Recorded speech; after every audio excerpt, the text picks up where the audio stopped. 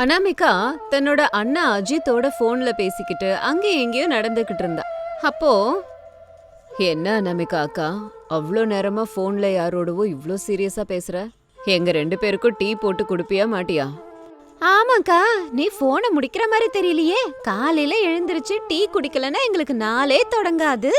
அப்போ அனாமிகா போன்ல பேசுறத கொஞ்சம் நிப்பாட்டிட்டு அவங்க கிட்ட, அவனி அஞ்சலி, எங்க அண்ணா அஜித் கூட பேசிக்கிட்டு இருக்கேன், ஒரு 5 நிமிஷம் பொறுத்துக்கோங்க. பேசி முடிச்சதுக்கு அப்புறமா வந்து சுட சுட காஃபியோ டீயோ போட்டு தரேன், எதுவும் நினைச்சுக்காதீங்க. அனாமிகா மறுபடியும் போனை காதுல வச்சு பேசிக்கிட்டு இருந்தா. அம்மா அனாமிகா, நாளைக்கு ஆவணி பௌர்ணமி வருது இல்லையா? உன்கிட்ட வந்து ராக்கி கட்டிக்கிட்டு போனோன்னு நினைக்கிறேன். இந்த தடவை பயிர் அவ்வளவா விலைக்கு போகலம்மா. ராக்கி பண்டிகைக்கு உனக்கு எதுவும் என்னால வாங்கி கொடுக்க முடியாதும்மா.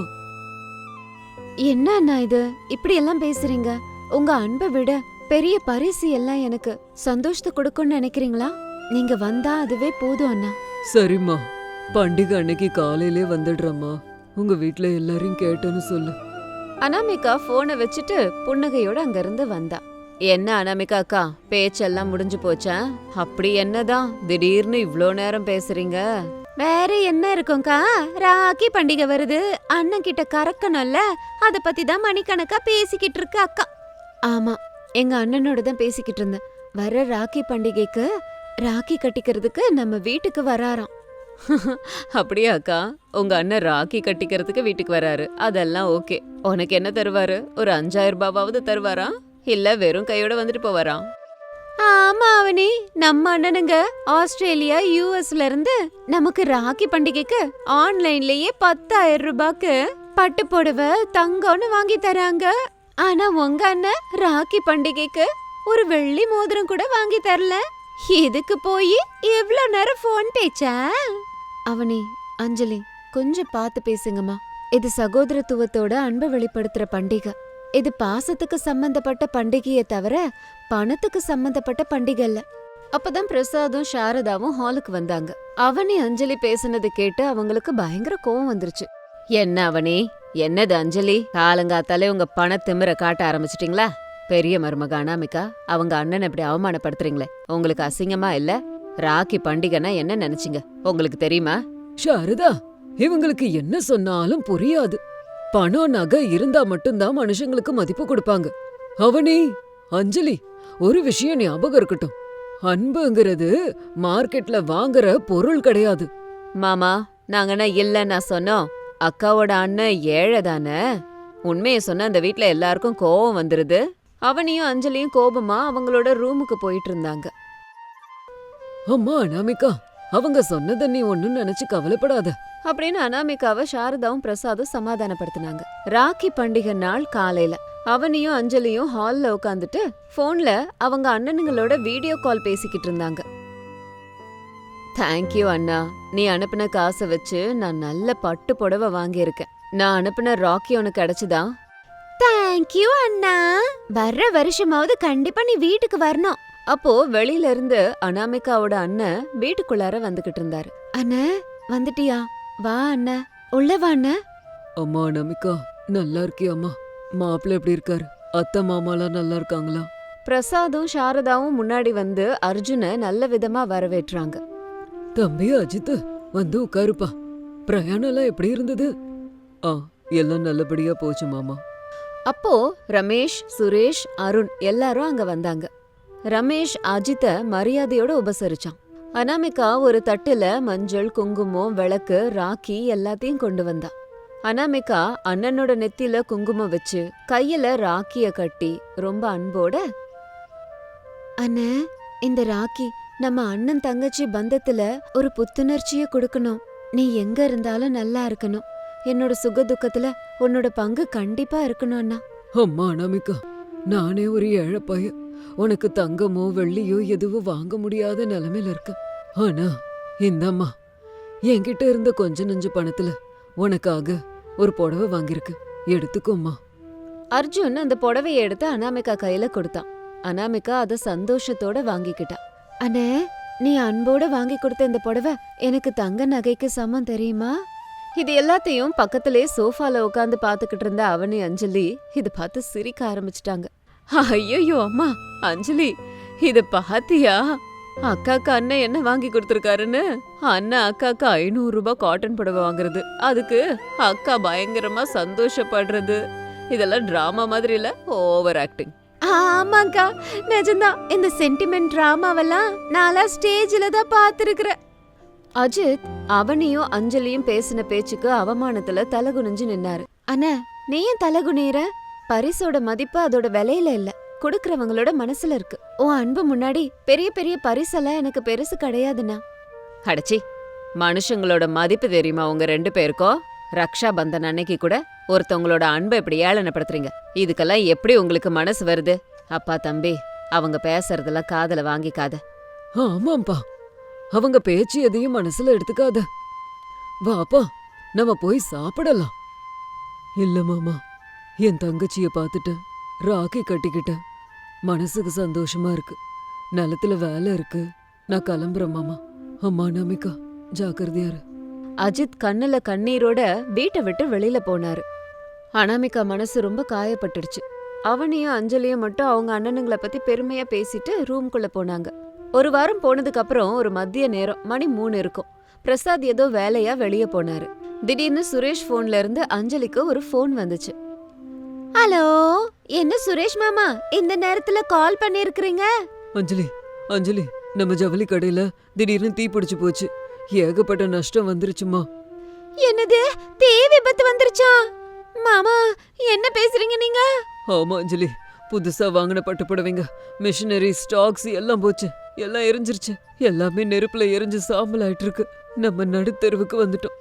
அஞ்சலி அதை கேட்ட உடனேயே சத்தமா அழ ஆரம்பிச்சிட்டா. அஞ்சலி, என்னாச்சு?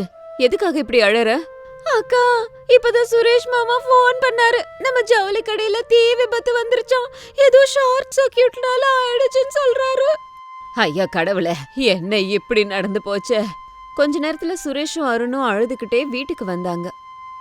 முடிஞ்சு போச்சு, என் வாழ்க்கையே முடிஞ்சு போச்சு. கஷ்டப்பட்டு கடன் வாங்கி நிறைய ஸ்டாக் வாங்கி வச்சோம், எல்லாம் போச்சு. நாளைக்கு கடன்காரங்களுக்கு என்ன பதில் சொல்றது? ஆமாண்ணா, நம்ம கையில இருந்த பணம் மொத்தத்தையும் ஷாப்ல போட்டோம். இப்ப கையில 1 ரூபாய் கூட இல்லையே. அதை கேட்டு அவனையும் அஞ்சலியும் பயத்துல நடுங்கிட்டாங்க. உடனே அவங்களுக்கு அவங்க அண்ணங்களோட ஞாபகம் வந்தது. இங்க பாரு அஞ்சலி, பயப்படாத. நம்ம அண்ணனுங்கெல்லாம் கோடீஸ்வரங்க. நமக்கு தான் அவங்க இருக்காங்கல்ல. ரக்ஷாபந்தன் அன்னைக்கு அவங்க நமக்கு 10,000 ரூபாய் அனுப்புனாங்க. அவங்களுக்கு ஃபோன் பண்ணி உதவி செய்ய சொன்னா கண்டிப்பா நம்ம 2 பேருக்கும் உதவி செய்வாங்க.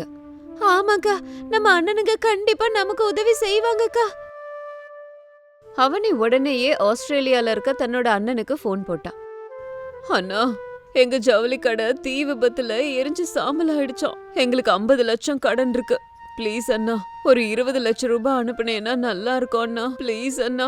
என்ன அவனி சொல்ற? தீ விபத்தா? எப்படி ஆச்சு? எப்போ ஆச்சு? அது சரி, பிசினஸ்ல லாபம் வரும்போது நீங்க அனுபவிக்கிறீங்க, நஷ்டம் வரும்போது எனக்கு ஃபோன் பண்றியா? அவ்வளோ பணம் என்கிட்ட இல்ல. எனக்கும் இங்க நிறைய செலவெல்லாம் இருக்குல்லம்மா. ரக்ஷா பந்தனுக்கு 10,000 ரூபாய் அனுப்பிச்சல, அதை நினைச்சு சந்தோஷப்படு. 1 ரூபாய் கூட என்னால அனுப்ப முடியாது. போனை வச்சுடு அப்படின்னு சொல்லிட்டு அவனியோட அண்ணன் போனை வச்சுட்டாரு. அவனி முகமே மாறிடுச்சு. அஞ்சலி கூட அமெரிக்கால இருக்க அவங்க அண்ணனுக்கு ஃபோன் பண்ணா. அண்ணா, எங்க கடை எரிஞ்சிருச்சு. உடனே ஒரு 10 லட்சம் ரூபாய் அனுப்புனா, இல்லனா என் குடும்பத்துக்கு பெரிய நஷ்டமே ஏற்பட்டு நடுத்தருவுக்கு வந்துருவோம். இங்க பாரு அஞ்சலி, பிசினஸ்ல நஷ்டம் வர்றது லாபம் வர்றது எல்லாமே சகஜம். அதுக்கு நீ எனக்கு ஃபோன் பண்ணி பணம் அனுப்புன்னு சொன்னா என்னால உனக்கு எப்படிமா அனுப்ப முடியும்? நான் இருக்கிற நிலைமைக்கு உனக்கு எந்த உதவியும் என்னால பண்ண முடியாது. வேற யாருக்காவது ஃபோன் பண்ணி கடன் வாங்கிக்கோ, என்ன ஆள விடு அப்படின்னு சொல்லிட்டு அஞ்சலி அண்ணனும் போனை வச்சுட்டாரு. அவனிக்கும் அஞ்சலிக்கும் ஷாக் ஆயிடுச்சு. ரக்ஷாபந்தன் பண்டிகைக்கு 10,000 ரூபாய் அனுப்புனாங்க அப்படிங்கிற நினைப்புல அவங்க என்ன வேணா பண்ணுவாங்கன்னு நினைச்சாங்க. அந்த வீடே ஒரே சோகமயமா இருந்துச்சு. அனாமிகா உடனே அவளோட போனை எடுத்துட்டு போய் அமைதியான முறையில அஜித்துக்கு ஃபோன் பண்ணா. அவங்க அண்ணன் கிட்ட நடந்த எல்லாத்தையுமே சொன்னா. ஃபோன் பண்ண 1/2 மணி நேரத்திலேயே அஜித் வேக வேகமா அனாமிகாவோட வீட்டுக்கு வந்தான். சுரேஷ், அருண், நீங்க தைரியமா இருங்க. பொருள் போனா போகட்டும்பா. நீங்க உயிரோட இருக்கீங்க இல்லையா, அதான் முக்கியம். பணத்தை திரும்ப சம்பாரிச்சுக்கலாங்க. ஆனா உங்க தைரியம் போச்சுன்னா அதோட எல்லாமே போயிடும். மச்சான், எங்களுக்கு 50 லட்சம் கடன் இருக்கு. நாளைக்கு காலையில கடன்காரங்க வந்தா என்ன சொல்றது? அர்ஜுன் தன்னோட கையில இருந்த ஒரு பழைய பைய கொடுத்தாரு. அதுல சில 1000 ரூபாய் இருந்தது. இங்க பாருங்க, நான் ஒரு ஏழைப்பா. என்கிட்ட லட்சங்கள்லாம் கிடையாது. ஆனா ஆயிரங்கள் இருக்கு. அதுல இருந்து கொஞ்சத்தை உங்களுக்கு நான் கொடுக்கறேன். என் நிலத்தை ஊர் பிரசிடென்ட் கிட்ட கொடுத்து ஒரு 2 லட்சம் ரூபாய் தரேன். இதையும் அந்த பணத்தோட வச்சுக்கோங்க. இது இப்போதைக்கு தேவையான அவசியமான கடனை அடைங்க. இதுக்கு மேலேயும் முடிஞ்ச உதவிய நான் உங்களுக்கு பண்றேன்ப்பா. அத பார்த்ததும் அவனி அஞ்சலியோட நெஞ்சே வெடிச்சு போச்சு. எந்த அண்ணனை பணம் இல்லாதவன், ஏழை, எதுக்கும் வக்கு இல்லாதவன்னு சொல்லி அவமானப்படுத்தினாங்களோ அந்த அண்ணன் அவரோட நிலத்தையே வித்து பணத்தை கொண்டு வந்து கொடுக்கறாரு. அந்த நிலம்தான் அவருக்கு வாழ்வாதாரம். அதை வச்சோ வித்தோ பணத்தை கொண்டு வந்து கொடுத்தாரு. அஜித் அண்ணா, எங்களை மன்னிச்சிருங்க. உங்ககிட்ட நாங்க ரொம்ப திமிரா பேசிட்டோம். அண்ணே, பண திமிரல நாங்க 2 பேரும் ரக்ஷாபந்தன் அன்னைக்கு உங்களை ரொம்ப அவமானப்படுத்திட்டோம். என்னென்னவோ சொல்லிட்டோம். ஆனா கஷ்ட காலம் வரும்போது உங்களுக்குன்னு இருக்கிற சொத்தையும் வச்சு எங்களுக்காக பணத்தை கொண்டு வந்து எங்களை காப்பாத்த கொடுத்தீங்களே, உங்க நல்ல மனசு யாருக்குன்னா வரும்? அவனி, அஞ்சலி, அழாதீங்கம்மா. நீங்களும் எனக்கு தங்கச்சி மாதிரி தான். பண்டிகை அன்னைக்கு பணம் அனுப்புனா மட்டும் பாசம் கிடையாது. கஷ்டம் வரும்போது உதவணும். நீங்க 2 பேருமே அனாமிகா தங்கச்சி மாதிரி. அப்படின்னா எனக்கும் சொந்த தங்கச்சி மாதிரி தானம்மா. என் தங்கச்சிங்க கஷ்டத்தை பார்த்து சும்மா இருப்பனா? அவனி உடனே அங்க இருந்த 2 ராக்கிய கொண்டு வந்தா. அண்ணா, இன்னைக்குதான் எங்களுக்கு உண்மையான ரக்ஷாபந்தன். பணம் கொடுக்கறவங்க இல்ல, தைரியம் கொடுக்கறவங்க தான் நிஜமான அண்ணன்னு புரிய வச்சிட்டீங்க. கொஞ்சம் உங்க கைய காட்டுங்க அண்ணா, ராக்கி கட்டுறோம். அவனியும் அஞ்சலியும் அர்ஜுனோட கையில பாசத்தோட ராக்கி கட்டினாங்க. அது எல்லாத்தையும் பார்த்து அனாமிகா கண்கள்ல ஆனந்த கண்ணீர் வந்தது. கொஞ்ச நேரத்துல எல்லாம் வெளியூருக்கு போயிருந்த பிரசாத் வந்தாரு. ரமேஷா, சுரேஷா, டே அருண், என்னடா ஆச்சு? நம்ம கடை எரிஞ்சிருச்சுன்னு ஊருக்குள்ள பேசிக்கிறாங்களே, அது உண்மைதானா? ஆமாப்பா, ஷார்ட் சர்க்கியூட்னால கடை எரிஞ்சு சாம்பல் ஆயிடுச்சு. 50 லட்சம் கடன் வந்துருச்சு. 50 லட்சம் கடனா? அதுக்கு ஏன்டா இப்படி அழுதுகிட்டு இருக்கீங்க? அப்பா, எரிஞ்சிருச்சுன்னு சொல்றோம், நீங்க என்னடானா இப்படி பேசுறீங்களே? அடே சுரேஷ், அருண், நான் 6 மாசத்துக்கு முன்னாடியே நம்ம கடையில இருக்க எல்லா பொருட்களுக்கும் சேர்த்து ஃபயர் இன்சூரன்ஸ் போட்டேன். ஒவ்வொரு வருஷமும் தவறாம பிரீமியம் கூட கட்டிக்கிட்டு இருக்க. ஃபயர் இன்சூரன்ஸா? ஆமாண்டா. இன்னைக்குதான் இன்சூரன்ஸ் கம்பெனி மேனேஜரோட பேசினேன். நாளைக்கு இன்சூரன்ஸ் டீம் வந்து பாப்பாங்க. நமக்கு நடந்த நஷ்டத்தை இன்சூரன்ஸ் கம்பெனிக்காரங்க ஈடு கட்டிடுவாங்க. அதை கேட்ட உடனேயே வீட்ல இருந்த எல்லாரோட முகத்திலையும் சந்தோஷம். அப்பா, நல்ல செய்தி சொல்லிருக்கீங்க. இது தெரியாம நாங்க எல்லாம் துடிச்சு போயிட்டோம். இன்சூரன்ஸ் எங்களை எல்லாம் காப்பாத்துருச்சுனாலும் ஆபத்து நேரத்துல அஜித் காட்டின அன்பும் அக்கறையும் விலை உயர்ந்தது. ஆமாப்பா, என் மருமகளோட கண்ணை திறந்துட்டாரு. பணத்தை விட பந்தம் தான் பெருசுன்னு காமிச்சிட்டாரு. ஆமா அத்த, எங்க அண்ணனுங்க கொடுத்த 10,000 ரூபாய் எங்க கண்ணை மூடிடுச்சு. ஆனா இந்த அண்ணன் கொடுத்த இந்த தைரியம் எங்க கண்ணை வாழ்க்கை முழுசு திறந்துருச்சு. அஜித் அண்ணன் தான் எங்க உண்மையான அண்ணன். அனாமிகா எல்லாருக்கும் பாயாசம் கொடுத்தா. குடும்பத்துல எல்லாரும் ஒன்னா சேர்ந்து உட்கார்ந்து சந்தோஷமா பாயாசம் குடிச்சாங்க. அஜித்தோட கையில அனாமிகா, அஞ்சலி, அவனி கட்டின ராக்கி மின்னிட்டு இருந்தது. ரக்ஷா பந்தன்னா வெறும் பணம் நகை கொடுக்கற பண்டிகை கிடையாது. ஆபத்துல உதவுற பவித்திரமான ஒரு பந்தத்தை உலகத்துக்கு காட்டுற பண்டிகை. அண்ணனா நம்ம கூட பிறந்த அண்ணனாதான் இருக்கணும்னு இல்ல. நம்ம கஷ்டத்துக்கு துணையா நிக்கிற ஒவ்வொருத்தவங்களும், நம்ம துவண்டு இருக்கும்போது ஊக்குவிக்கிற ஒவ்வொருத்தவங்களும் நம்மளோட சகோதரர்கள். அனாமிகா டிவி நேயர்கள் எல்லாருக்குமே ரக்ஷாபந்தன் நல்வாழ்த்துக்கள். பிரசாத் குடும்பம் அந்த ஊர்ல பட்டு புடவை வியாபாரத்தை பண்ணிக்கிட்டு இருக்காங்க. அந்த ஊர்லயே அவங்களோடதுதான் பெரிய கடை. ரமேஷ், சுரேஷ், அருண் 3 பேரும் கடைக்கு போய் வியாபாரம் பண்ணுவாங்க. துணி வியாபாரம் பண்ற குடும்பங்கிறதுனால அவங்க வீட்ல எங்க பார்த்தாலும் குவியல் குவியலா துணிமணிகள் இருக்கிறது சாதாரண விஷயம். பெரிய மருமக அனாமிகா இது அவங்க குடும்பத்தோட ஒரு அங்கம்னு நினைச்சிட்டு இருந்தா. ஆனா மாடர்னா வேலை செய்யணும்னு நினைக்கிற அவனி, அஞ்சலிக்கு வீட்ல எப்பவும் இந்த துணிமணி இருக்கிறது கடுப்பா இருக்கும். அடச்ச, என்னவோ இந்த வீடு, எந்த பக்கம் திரும்பினாலும் எங்க பார்த்தாலும் ஒரே புடவை துணி. ஒரு நிம்மதியா உட்கார்றதுக்கு இடம் இருக்கா? ஹால்ல கொஞ்சம் ஸ்பேஸ் கூட இல்ல. வீட்லயும் இந்த புடவைங்க என்னவோ. ஆமாங்க, ஃப்ரெண்ட்ஸ் யாரையாவது வீட்டுக்கு கூப்பிட கூட வெக்கமா இருக்கு. ஏதோ கார்டன் மாதிரி வச்சிருக்காங்க. நம்ம வீட்ல இந்த பழங்கால வியாபாரம் எப்பதான் மாறுமோ என்னவோ. என்ன அஞ்சலி, என்ன அவனி, காலங்காத்தாலே என்ன பேச்சு இதெல்லாம்? இது எங்க தாத்தா காலத்து வியாபாரம். காலங்காலமா நம்ம பண்ணிக்கிட்டு இருக்கோம். இது நம்ம வாழ்க்கையோட அங்கமா இருக்கு. இத போய் இப்படி பேசுறீங்க? அவனே, அஞ்சலி, கோவப்படாதீங்க. துணி வியாபாரம் பண்ற நம்மளோட வீட்ல துணிமணிகள் இருக்கிறது சாதாரணம் தானே. இது வெறும் துணி இல்லம்மா, இதுதான் நம்ம குடும்பத்தோட லக்ஷ்மி தேவி. கொஞ்சம் அட்ஜஸ்ட் பண்ண கத்துக்கலாம்ல. அட்ஜஸ்டிங்கா? அக்கா, எப்பவும் அந்த பழங்காலத்து கதையை நீயும் பேசாத. எங்களால இது எதையுமே தாங்கிக்கவே முடியல. அனாமிகா சொன்னது 100க்கு 100 உண்மை. துணி வியாபாரம் நம்ம உயிர். ரமேஷா, சுரேஷா, அருண், எல்லாரும் ரெடி ஆயிட்டீங்களா? கடைக்கு போனா மணி ஆகுது, வாங்க. ரெடிப்பா. இன்னைக்கு கடையில சில புது பட்டு புடவைங்க வருதுப்பா. ஆமாப்பா, நாங்க கூட ரெடி. எல்லாரும் சேர்ந்து போகலாமா? ஆண்கள் எல்லாரும் கடைக்கு கிளம்பி போனாங்க. கொஞ்ச நேரத்துல அக்கம் பக்கத்துல உள்ள பெண்கள் சில பேரை கூட்டிட்டு வந்தாங்க. சாரதாவும் அனாமிகாவும் ரொம்ப அன்போட அவங்க கேட்ட புடவைகளை எடுத்து கொடுத்துக்கிட்டு இருந்தாங்க. ஆனா அவனிக்கும் அஞ்சலிக்கும் அது ரொம்ப எரிச்சலா இருந்தது. அக்கா பாத்தியா, ஊருக்குள்ள கடை இருந்தாலும் எல்லாரும் வீட்ல வந்து புடவை பாத்துட்டு போறாங்க. நம்ம அத்தையும் அனாமிகா அக்காவும் சேர்ந்துக்கிட்டு எல்லாருக்கும் இங்கேயே புடவை எடுத்து காட்டுறாங்க. நமக்கு ஒரு பர்சனல் லைஃபே இல்லாம போச்சுக்கா. ஆமாண்டி, எனக்கும் இந்த புடவை பிரச்சனை சுத்தமா பிடிக்கல. நம்ம வீட்ல எப்பவும் மனுஷங்க எப்பவும் புடவை வந்து வாங்குறது சாதாரணமாயிடுச்சு. இப்படி இருக்கும்போது ஒரு நாள் பிரசாதோட ஜவுளி கடைக்கு ஒரு பெரிய ஆர்டர் வந்தது. ஒரு பெரிய பணக்கார குடும்பத்துல இருந்து வந்து புடவைக்கு ஆர்டர் கொடுத்தாங்க. அவங்க கடைக்கு வர மாட்டாங்க.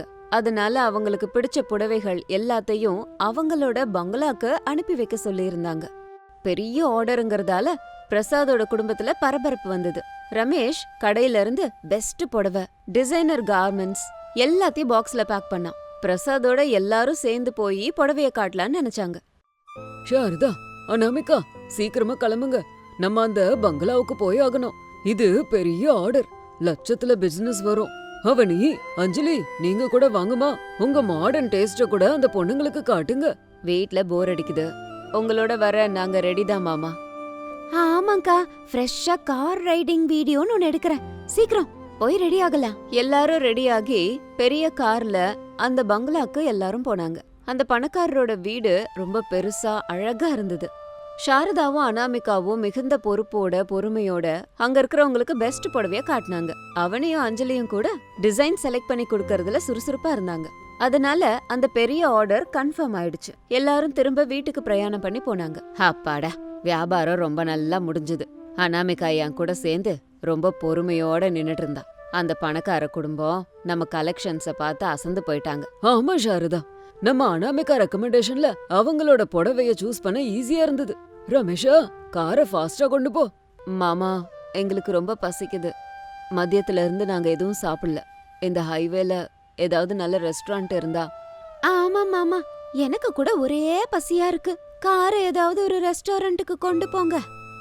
அம்மா, இன்னும் 1/4 மணி நேரத்துல வீடு வந்துரும். கொஞ்சம் பொறுங்க. வீட்டுக்கு போனதும் அனாமிகா சுட சுட சாப்பாடு போடுவா, எல்லாரும் சாப்பிடலாம். அத்தை, 1/4 மணி நேரம்லாம் இல்ல, இன்னும் 1 hour ஆகும். ரோடு ஏற்கனவே கிளியராவே இல்ல. காரு ஹைவேல போச்சு. திடீர்னு வானெல்லாம் இருண்டுகிட்டு மழை பெய்ய ஆரம்பிச்சுது. சின்னதா ஆரம்பிச்ச மழை கனமழையாச்சு. ஹைவேல விசிபிலிட்டி கொஞ்சம் கொஞ்சமா குறைஞ்சுது. கார் ஓட்டுறதும் ரொம்ப கஷ்டமாச்சு. ரமேஷா, மழை அதிகமா பெய்யுது, ரோடே தெரியல பாரு. ஓரமா போய் காரை நிப்பாட்டு. ஆமாப்பா, இந்த மாதிரி நேரத்துல ஹைவேல ஆக்சிடென்ட் ஆகுற சான்ஸ் நிறைய இருக்கு. ஏதாவது ஷெல்டரா பார்த்து நிப்பாட்டுறப்பா. ரமேஷ் போற வழியில ஒரு சின்ன ஷெல்டர் பார்த்து அங்க நிப்பாட்டினான். மழை அதிகமா பெஞ்சுது. எல்லாரும் இறங்கி கீழே நின்னாங்க. அவங்க நின்ன இடம் ஒரு ரெஸ்டாரண்ட். அடடே, இத மூடிட்டாங்க போல இருக்கே. இந்த இடத்துல சாப்பிடுறதுக்கு பிஸ்கட் பாக்கெட்ஸ் கூட இல்லையே. ஆமா, ஒரு டீயாவது குடிக்கலான்னு பார்த்தா ஒண்ணும் இல்லையே. இந்த மழையில நாங்க இப்படிதான் பசியோட இருக்கணுமா? அம்மா அஞ்சலி, அவனி, கொஞ்சம் பொறுமையா இருங்க. இது மூடப்பட்ட கடை தான், ஆனா நம்ம கடை. என்னது, நம்ம கடையா? ஆமாண்டா கண்ணா, கொஞ்ச நாள் முன்னாடி நம்ம கடையில வந்த ப்ராஃபிட்ட வச்சு இந்த தாபாவை விலைக்கு வாங்கினேன். நிஜமாங்க? எங்க கிட்ட சொல்லாம ஒரு ப்ராப்பர்ட்டி வாங்கிருக்கீங்க? அப்பா, நல்ல வேலை செஞ்சீங்க. ஹைவேல இருக்க இந்த ப்ராப்பர்ட்டி ரொம்ப வேல்யூபிள். ஆனா இதை எப்படி ரன் பண்ண போறீங்கன்னு யோசிச்சிங்களா? அனாமிகா ஹைவேல போயிட்டு வந்துட்டு இருந்த கார் ட்ரக் எல்லாம் பாத்துட்டு இருந்தா. மாமா, உங்களோட யோசனை ரொம்ப நல்லா இருக்கு. இந்த ஹைவேல மழையில நிறைய பேர் போயிட்டு வருவாங்க. அவங்களுக்கு இந்த மழையில கண்டிப்பா ஏதாவது சாப்பிடணும் போல தோணும். அதனால நாம இந்த இடத்துல ஒரு தாபாவை ஆரம்பிச்சா என்ன? அக்கா, ஃபுட் தாபாவா? யாருக்கு சமைக்க தெரியும்னு ரெஸ்டாரண்ட் நடத்தலாங்கிற? அவனி, நீதான் ரொம்ப நல்லா சமைப்ப இல்ல, நீயும் அஞ்சலியும் சேர்ந்து இதை நடத்துங்க. நான் மேனேஜ்மெண்ட் எல்லாம் பாத்துக்கிறேன். கொஞ்சம் கஷ்டப்பட்டோம்னா இந்த ரெஸ்டாரண்ட்ட ரொம்ப பெரிய லெவல்ல கொண்டு போகலாம். வாவ் அக்கா, சூப்பரா சொன்னப்போ. இந்த மழை காலத்துல ஹைவேல போற வரவங்க ஹாட்டான சாப்பாடு சாப்பிட விருப்பப்படுவாங்க. நான் போட்டோஸ் வீடியோஸ் எல்லாம் ஆன்லைன்ல போட்டு நம்ம தாபாவை அசத்தி போடுறேன். 2 வாரம் போனதுக்கு அப்புறம் அந்த தாபாவை ஃபுல்லா ரெடி பண்ணாங்க. அது பார்க்க அழகா இருந்தது. அஞ்சலியோட சோஷியல் மீடியா ப்ரமோஷனால ஹைவேல போற வரவங்க, பக்கத்து ஊர்ல இருந்த எல்லாருக்கும் அது தெரிய வந்தது. அனாமிகா ஸ்பெஷல் ஹைவேஸ் பிரியாணியும் செஞ்சா. மழை காலத்து கார ரொட்டி, அவனே ஸ்பெஷல் ஹாட் பிரியாணியும் செஞ்சா. அஞ்சலி இது எல்லாத்தையும் வீடியோவா எடுத்து, hello travellers, welcome to highway Dhaba. வெளிய நல்ல மழை, இந்த மாதிரி நேரத்துல ஸ்பைசி சிக்கன் சாப்பிடணுமா, பட்டர் ரொட்டி சாப்பிடணுமா, சீக்கிரமா இங்க வாங்க. 100% நேச்சுரல் ஹோம் மேட். லொகேஷனை காமெண்ட் செக்ஷன்ல போட்டிருக்கேன். அம்மா ரொம்ப பசியா இருக்கு. சிக்கன் கறி பிரியாணி எதுவும் இருக்கா? உட்காருங்க சார், இன்னைக்கு ஸ்பெஷல் கோழி குழம்பும் சப்பாத்தியும் சுட சுட கொண்டு வந்து தரேன். அனாமிகா கொண்டு வந்து வச்சா. அவர் ஒரு வாய் சாப்பிட்டுட்டு, ஆஹா, ரொம்ப சூப்பரா இருக்கு. ஹோம்மேட் ஸ்பைசி ஸ்மெல்லும் வருதேங்க. சாப்பிட சாப்பிட மனசுக்கு இதமா இருக்கு. இந்த ரெய்னி வெதருக்கு ஸ்பைசி சிக்கன் சப்பாத்தி சூப்பரா இருக்கு. அந்த தாபாவோட சாப்பாட்டு ருசிக்கு ஹைவேல போக வரவங்க, ட்ரக் டிரைவர்ஸ், டிராவலர்ஸ் எல்லாரும் வண்டியை நிறுத்திட்டு தாபாக்குள்ள வந்து சாப்பிட்டுட்டு போனாங்க. அனாமிகாவோட ஹைவே தாபா பெரிய சக்சஸ் ஆச்சு. ஒரு நாளைக்கு மினிமம் 1000 பிளேட் பிரியாணி விற்க ஆரம்பிச்சா. ஒரு நாள் சாயந்தர வேளையில எக்கச்சக்க கிரவுட் இருந்துச்சு. சாரதா பில்லிங் கவுண்டர்ல இருந்தாங்க. அனாமிகா, சாரதா, அவனி, அஞ்சலி தாபால ரொம்ப பிஸியா இருந்தாங்க. என்னங்க, நம்ம 3 மருமகள்களால இந்த ஹைவேல தாபா வியாபாரம் ரொம்ப நல்லா போகுது. ஆமா சாரதா, ஆனா அனாமிகா கிட்ட நான் ஒரு விஷயம் பேசணும். அம்மா அனாமிகா, இங்க வாமா. சொல்லுங்க மாமா, ஏதாவது ப்ராப்ளமா? அதெல்லாம் ஒண்ணு இல்லம்மா, எனக்கு ஒரு யோசனை வந்திருக்கு. இந்த ஹைவே தாபாக்கு வர்றவங்க எல்லாம் ஃபேமிலியோட வராங்க. பெரிய பெரிய ரிச் ஃபேமிலி எல்லாம் கூட இங்கதான் வந்து சாப்பிடுறாங்க. அதனால அவங்க இங்க சாப்பிட்டு முடிச்சதுக்கு அப்புறம் ஷாப்பிங் பண்ண இங்க ஒரு ஸ்டால போட்டா எப்படி இருக்கும்னு சொல்லு. மாமா, நானும் அதையே தான் யோசிச்சேன். நம்ம துணிக்கடை வியாபாரத்துக்கு இந்த தாபா பக்கத்துல ஒரு கார்மெண்ட் ஷாப் ஓபன் பண்ணலாம். வாவ், இதுக்கு பக்கத்துலயே துணிக்கடையா? அக்கா, நல்ல ஐடியா தான். டிராவல் பண்ற பொண்ணுங்க நல்லா சாப்பிட்டதுக்கு அப்புறம் ஷாப்பிங் பண்ணா அதுல இருக்கிற கிக்கே தனி, எங்களுக்கு தான் தெரியும். ஆமாங்கா, நாங்க கூட சாப்பிட்டதுக்கு அப்புறம் அப்படியே ஷாப்பிங் போலான்னு யோசிப்போம். அப்போ ரமேஷ், சுரேஷ், அருண் அவங்க மனைவிகளோட தாபா எப்படி ரன் ஆகுதுன்னு பார்க்க வந்தாங்க. அனாமிகா, உன் ஐடியாவை கேட்டோம்.